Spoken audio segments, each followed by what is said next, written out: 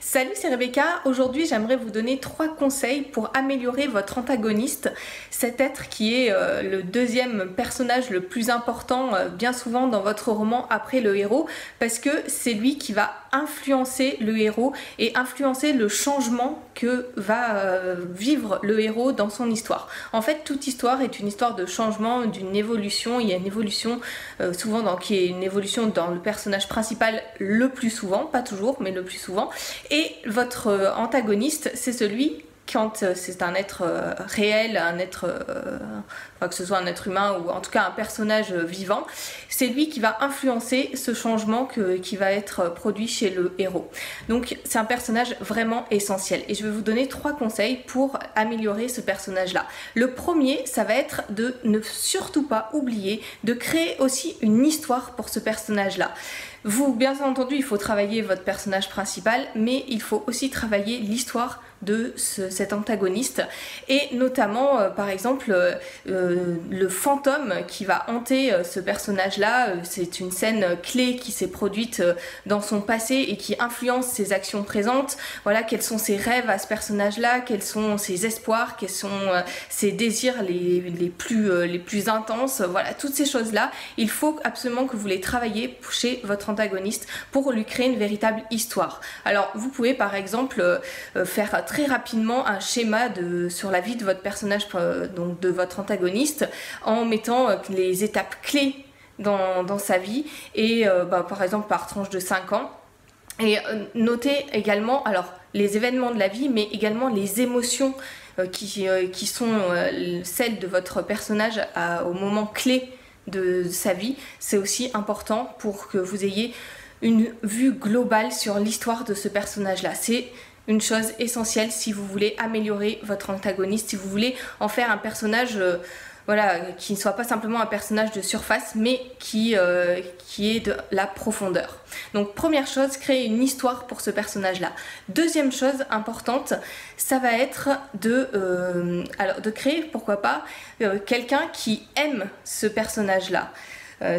Antagoniste, ça ne veut pas forcément dire méchant, ça rime pas toujours. Alors souvent c'est quelqu'un qui s'oppose au héros, et si vous avez un héros qui est positif, il va s'opposer forcément à l'antagoniste et qui va être lui le personnage négatif. Mais antagoniste n'est pas forcément toujours vu comme méchant, et ça peut être pour faire aimer ce personnage là aussi de vos lecteurs, ou en tout cas donner une petite ambivalence chez ce personnage là. Ça peut être intéressant de mettre un personnage qui aime cet antagoniste. Donc c'est mon deuxième conseil, créer un personnage qui va aimer cet antagoniste. Alors l'antagoniste peut aussi aimer d'autres personnages, mais c'est encore plus fort si vous mettez un personnage qui lui aime votre antagoniste. Troisième conseil, ça va être de créer un personnage qui soit pas simplement noir, mais de mettre un petit peu de gris dans ce personnage là, de mettre du contraste dans votre antagoniste. Ça aussi c'est une chose essentielle, parce que si votre héros est complètement si votre antagoniste est simplement noir, bon bah voilà, on va le détester, mais on va pas avoir cette impression de réalité du personnage, on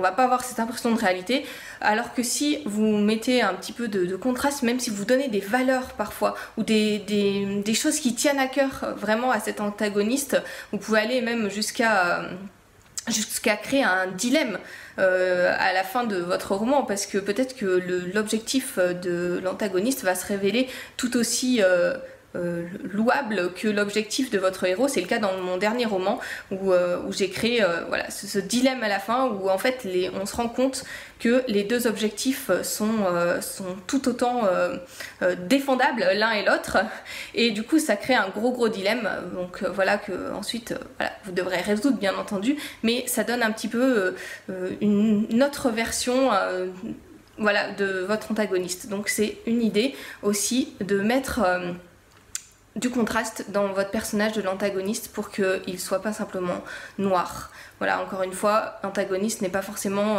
égal à grand méchant, même si il peut l'être, mais il peut aussi avoir des valeurs et être un être humain tout à fait, peut-être un être humain qui a été blessé, d'où l'importance aussi de voir qu'est-ce qu'il y a eu dans son passé, de lui créer toute une histoire pour que ce soit un personnage vraiment réel qui paraissent vraisemblables aux yeux du lecteur et qui puissent venir nourrir votre histoire. Donc faites attention à ce personnage-là de l'antagoniste, de pas simplement le faire, enfin ça me rappelle quand mes premiers antagonistes dans mes romans où c'était des personnages moches, laids et méchants, et voilà, c'était, voilà, il n'y avait aucun contraste.